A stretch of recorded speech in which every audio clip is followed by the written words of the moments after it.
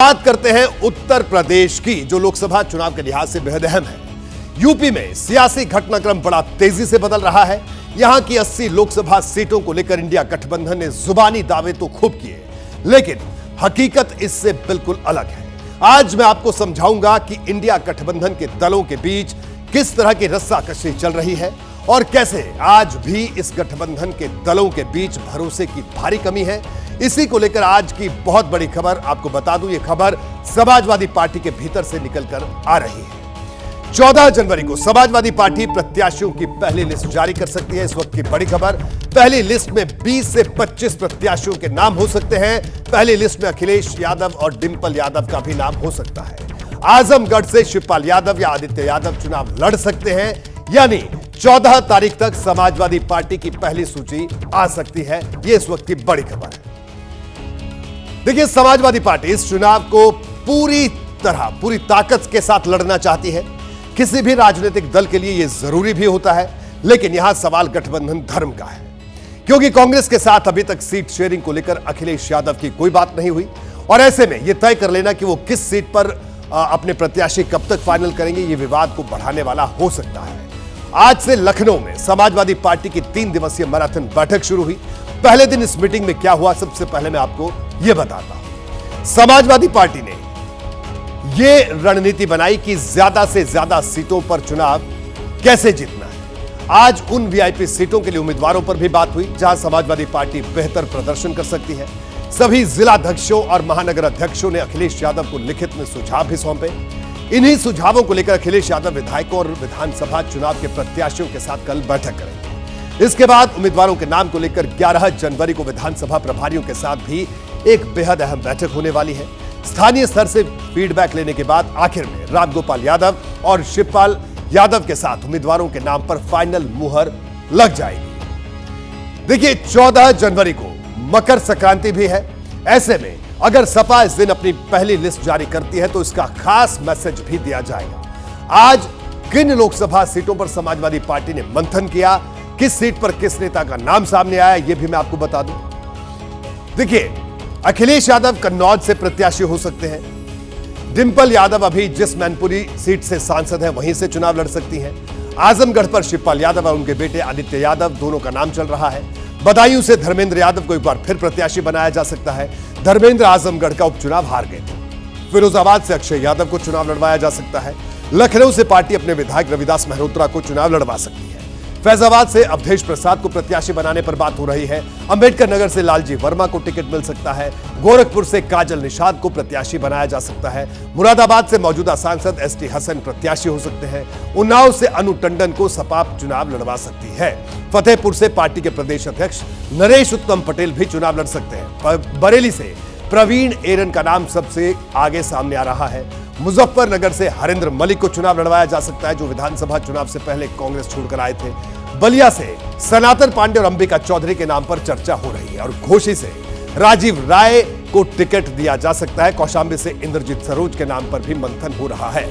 वहीं बस्ती से रामप्रसाद चौधरी को टिकट दिया जा सकता है। तो ये वो कई नाम जो चल रहे हैं। अभी समाजवादी पार्टी इन तमाम नामों पर मंथन कर रही है।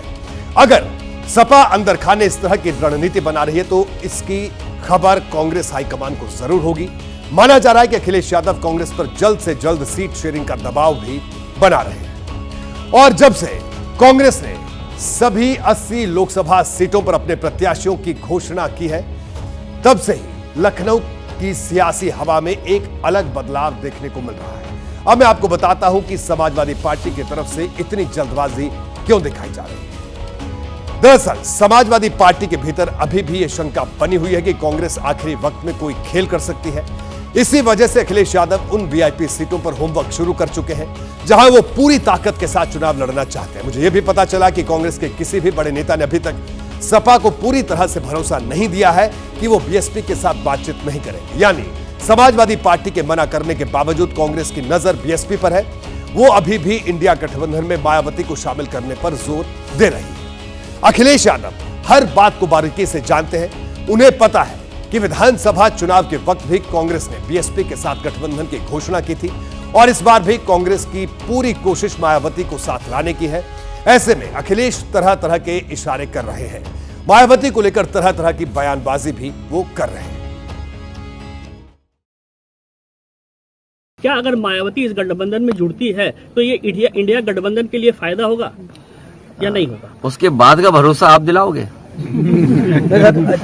बाद का भरोसा आप में से कौन दिलाएगा? अखिलेश यादव कांग्रेस को यह समझाना चाहते हैं कि मायावती चुनाव के बाद बीजेपी के साथ जा सकती हैं। वैसे तो सियासत में कभी भी कुछ भी हो सकता है, लेकिन मायावती को लेकर इस तरह की बात करना कई सवाल भी खड़े करता है। पहला सवाल यह है कि अखिलेश यादव समाजवादी पार्टी के बारे में यानी सपा के मायावती के बारे में ऐसा क्यों कह रहे हैं? अगर मायावती इंडिया गठबंधन में आ भी गई तो क्या होगा? इन दोनों बातों को आपको विस्तार से समझाता हूं। दरअसल अखिलेश यादव को इस बात का सियासी डर है कि अगर मायावती इंडिया गठबंधन का हिस्सा बन गई तो वो समाजवादी पार्टी से ज्यादा सीट जीत जाएगी। 2019 के चुनाव में यह भी देखा गया था। सपा तो 5 सीट पर रह गई थी, लेकिन मायावती 0 से 10 सीट तक पहुंच गई थी। अगर मायावती इस गठबंधन में आती है तो सीटों को लेकर दोनों पार्टियों के बीच झगड़ा शुरू हो सकता है, क्योंकि मायावती जिन सीटों को पिछली बार जीती थी उन्हें छोड़ने के लिए वो बिल्कुल भी तैयार नहीं होगी। इस गठबंधन में राष्ट्रीय लोकदल भी है, जिसके साथ पश्चिम यूपी की सीटों को लेकर बसपा के साथ विवाद हो सकता है। इस गठबंधन में आजाद समाज पार्टी के चंद्रशेखर आजाद भी हैं, जिनके साथ मायावती शायद ही चुनावी मंच पर एक साथ दिखना चाहती हो। अब कई सवाल हैं। क्या मायावती के लिए कांग्रेस समाजवादी पार्टी से दूरी बनाने को तैयार होगी? और अगर हो भी गई तो इसका परिणाम क्या होगा?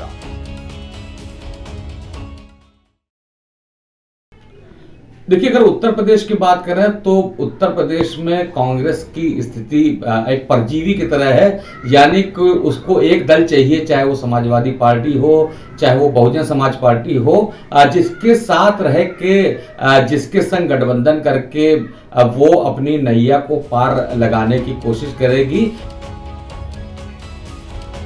लोकसभा चुनाव सिर पर आ चुके हैं और कांग्रेस अभी तक ये तय नहीं कर पाई है कि उत्तर प्रदेश जैसे बड़े राज्य में उसके चुनाव लड़ने की दिशा और दशा क्या हो। ना तो वो समाजवादी पार्टी को पूरी तरह से भरोसे में ले पा रही है और ना ही मायावती को कुछ फैसला हो पाया है। यह अलग बात है कि मायावती और कांग्रेस के बीच अंदर खाने कोई समझौता हो गया हो, और अगर ऐसा हुआ भी होगा तो क्या मायावती के वोट कांग्रेस की तरफ शिफ्ट हो पाएंगे? इस तरह की कई अटकलें लगाई जा रही हैं। कांग्रेस के लिए जमीन पे कुछ नहीं है। देखिए, राहुल गांधी की यात्रा की अगर हम बात कर लें तो कहाँ क्या राहुल को व्यक्तिगत फायदा उससे हो सकता है, लेकिन राजनीतिक जो वोट कन्वर्जन की बात करें नहीं हो पाया। लेकिन अगर कांग्रेस का गठबंधन बसपा के साथ होता और दोनों के वोट ट्रांसफर होते हैं तो कांग्रेस को बसपा के साथ फायदा होगा, ना कि सपा के साथ जाने में। देखिए, यूपी की सियासत बेहद दिलचस्प है। कांग्रेस इस वक्त ऐसे दोराहे पर खड़ी है जहां एक तरफ समाजवादी पार्टी के साथ उसका मौजूदा गठबंधन है, तो दूसरी तरफ मायावती की बसपा, जिसे साथ जोड़ने की कवायद लंबे दिनों से जारी है। अब सवाल यह है कि कांग्रेस बने बनाए रास्ते को तोड़कर दूसरे रास्ते की तरफ क्यों देख रही है। इसकी वजह मैं आपको बताता हूं। समाजवादी पार्टी मुस्लिम और यादव दोनों को अपना कोर वोटर मानती है। पिछले विधानसभा चुनाव में यह देखा भी गया था। हालांकि मुस्लिम वोट तीनों ही पार्टियों के साथ जुड़े हैं, जिसमें सपा भी है, बसपा भी है और कांग्रेस भी है। पश्चिमी यूपी में इमरान मसूद जैसे नेताओं को साथ जोड़कर कांग्रेस ने मैसेज भी दिया है। चुनाव लोकसभा का है तो कांग्रेस इस बार मुस्लिम वोटरों को अपने साथ जोड़कर देख रही है।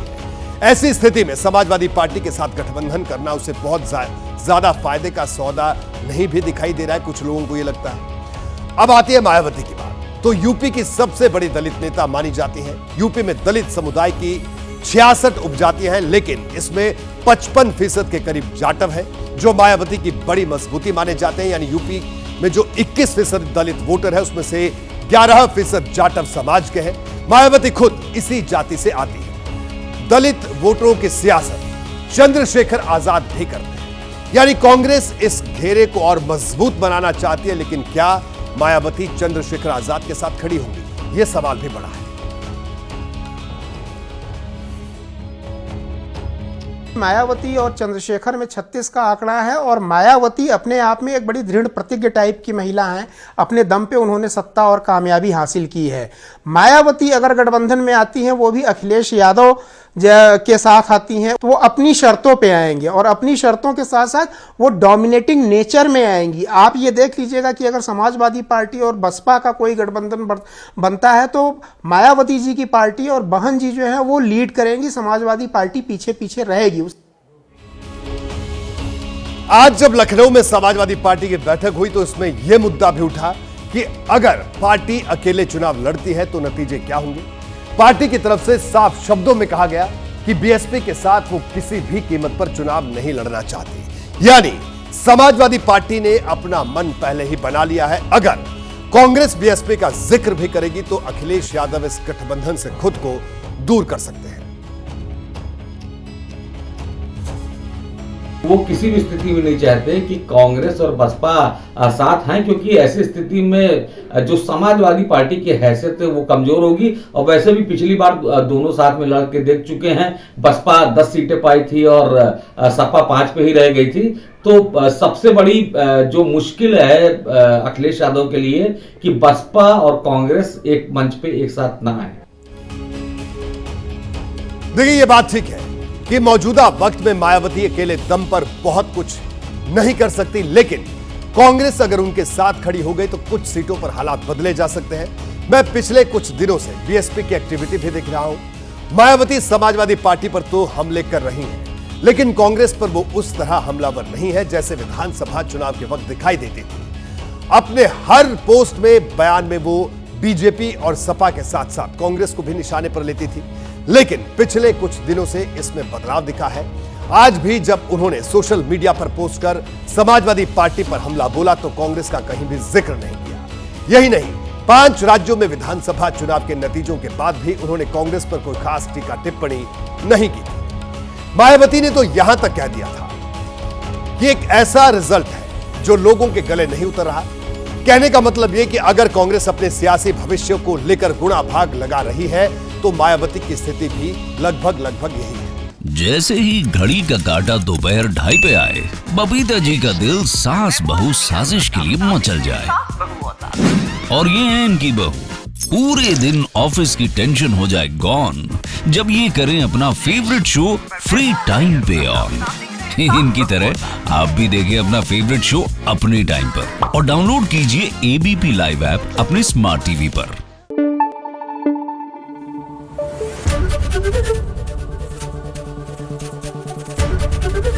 एबीपी न्यूज आपको रखे आगे।